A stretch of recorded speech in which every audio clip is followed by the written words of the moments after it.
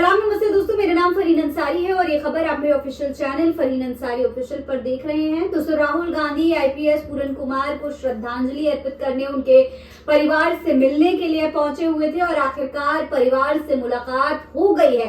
तमाम तस्वीरें सामने आई हैं। ये तस्वीर देखिए, ये वाली तस्वीर भी देखिए, इसे भी देखिए और इसे भी देखिए। देखिए, इन तमाम तस्वीरों में राहुल पूरन सिंह की परिवार से मुलाकात करते हुए नजर आ रहे हैं। इसमें राहुल श्रद्धांजलि देते हुए नजर आ रहे हैं। उनकी आंखें नम हो गई थी जब वो उनके परिवार से, उनकी पत्नी से, उनकी माँ से बात कर रहे थे। राहुल इतने भावुक हो गए कि वहां पर उनको सांत्वना दी, साथ ही साथ ये भी कहा कि इस तरीके की घटनाएं जो इस वक्त देश में हो रही हैं, उस पर पूरे समाज को खुल करके सामने बोलना पड़ेगा। दलितों के ऊपर खासतौर पर जो अत्याचार हो रहे हैं उसको लेकर भी राहुल गांधी काफी चिंतित नजर आए। दोस्तों, इस पूरी मुलाकात के बाद राहुल जब मीडिया के सामने आए तो काफी गुस्से में नजर आ रहे थे। उनके चेहरे पर आईपीएस ऑफिसर की मौत का दुख साफ नजर आ रहा था।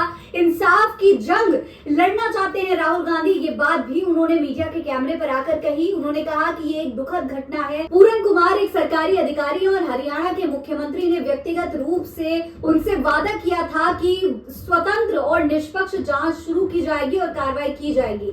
ये वादा 3 दिन पहले किया गया था, लेकिन अब तक पूरा नहीं हुआ है। उनकी दोनों बेटियां जिन्होंने अपने पिता को खो दिया है, इस समय अत्यधिक दबाव में है। तो राहुल गांधी उनकी तमाम जो परिवार के सदस्य हैं उनसे मिले और खासतौर पर उनकी बेटियों से मिले।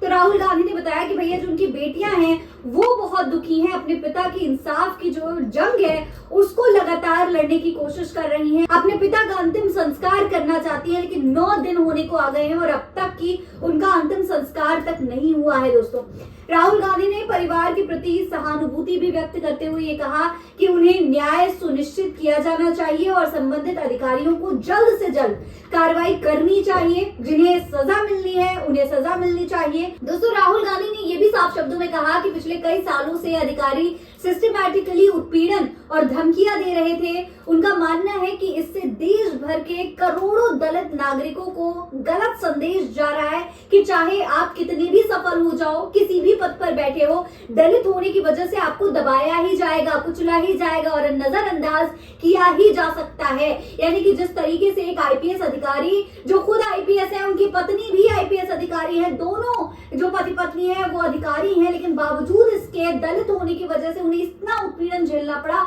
कि अंत में उन्होंने अपनी जिंदगी ही गंवा दी।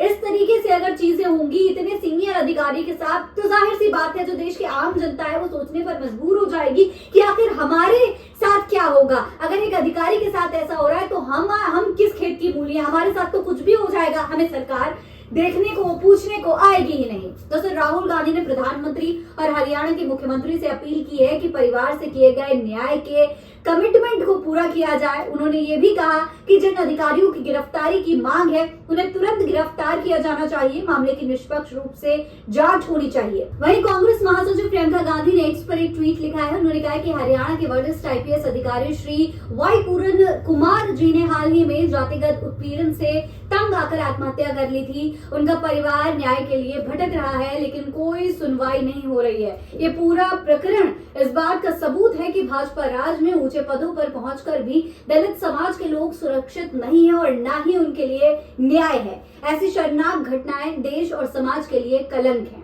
दोस्तों, आईपीएस अधिकारी पूरन कुमार के परिवार ने उनके आत्महत्या के पीछे कथित तौर पर जिम्मेदार अधिकारियों की गिरफ्तारी की मांग की है। अधिकारी की पत्नी वरिष्ठ आईएएस अमनीत पी कुमार ने भी कहा है कि कपूर और बिजारनिया का नाम उनके पति को आत्महत्या के लिए उकसाने के आरोप में एफआईआर में दर्ज कराया गया है। इन पर कार्रवाई हो जानी चाहिए। अब आगे क्या कुछ होगा ये देखना बेहद दिलचस्प होगा। फिलहाल राहुल गांधी इस पूरे मामले में आगे आ चुके हैं। इंसाफ की लड़ाई अब राहुल गांधी खुद अपने हाथों में लेकर लड़ने वाले। इस पूरे मामले पर आप क्या कहेंगे, कमेंट बॉक्स में लिखकर हमें जरूर बताइएगा। जय हिंद, जय भारत।